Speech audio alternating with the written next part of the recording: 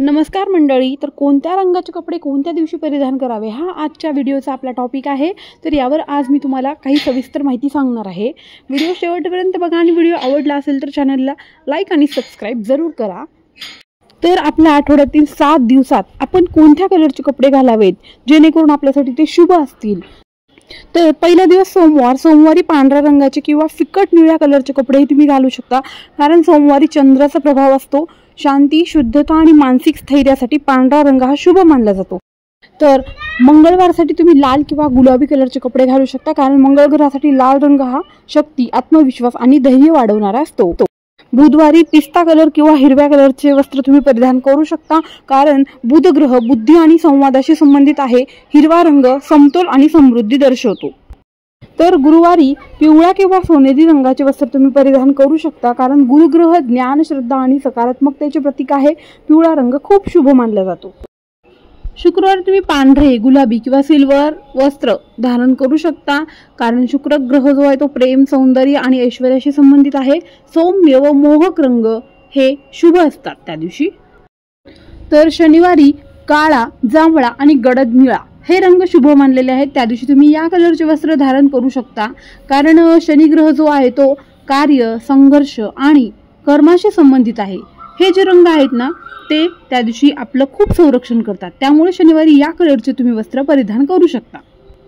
तर आता आला संडे, आठवड्यातील शेवटचा आणि आवडतीचा वार। तर या दिवशी तुम्ही भगवा, केशरी आणि लालसर रंगाचे जे वस्त्र आहेत ते परिधान करू शकता, कारण हा जो दिवस आहे तो सूर्याचा दिवस असतो, उत्साहाचा दिवस असतो, आरोग्याचा दिवस असतो आणि ऊर्जा मिळवण्याचा हा दिवस असतो। त्यामुळे या दिवशी भगवा रंग जो आहे तो शुभ मानला जातो, त्यामुळे हा रंग तुम्ही या दिवशी परिधान करू शकता। 7ही वारांचे 7ही शुभ रंग मी सांगितलेले आहेत तुम्हाला। तर तुम्हाला कोणता रंग आवडतो तो मला कमेंट करून तुम्ही नक्की सांगा। आणि आणखी एक महत्त्वाची माहिती मी तुम्हाला इथे सांगणार आहे। तर सोमवारी नारळ का फोडू नये, तर त्यामागे बरेच पारंपरिक आणि धार्मिक कारण आहेत।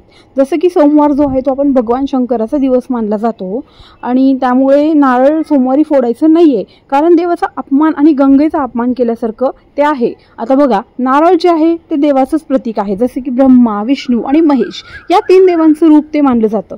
त्यामुळे नारळ फोडणे म्हणजे देवांना दुखवण्यासारखेच आहे असे मानले जाते। आणि सोमवार जो आहे तो तर शंकराचा दिवस आहे, त्यामुळे सोमवारी नारळ फोडल्यास शंकराचाही अपमान होतो असे सुद्धा मानले जाते। आणि तिसरं आणि महत्त्वाचं कारण जे की गंगेचा अपमान, नारळातील जे पाणी आहे ते गंगेचे प्रतीक मानले जाते, त्यामुळे नारळ फोडल्यास गंगेचाही अपमान होतो अशी सुद्धा मान्यता आहे।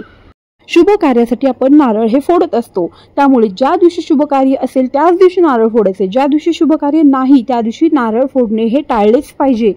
तर मित्रांनो, आज आपण अतिशय महत्त्वाच्या विषयांवरती माहिती घेतलेली आहे। तुम्हाला जर व्हिडिओ आवडत असेल तर व्हिडिओला लाईक आणि चॅनलला सबस्क्राइब करून ठेवा, जेणेकरून असेच महत्त्वाचे व्हिडिओज तुमच्यापर्यंत सतत पोहोचत राहतील।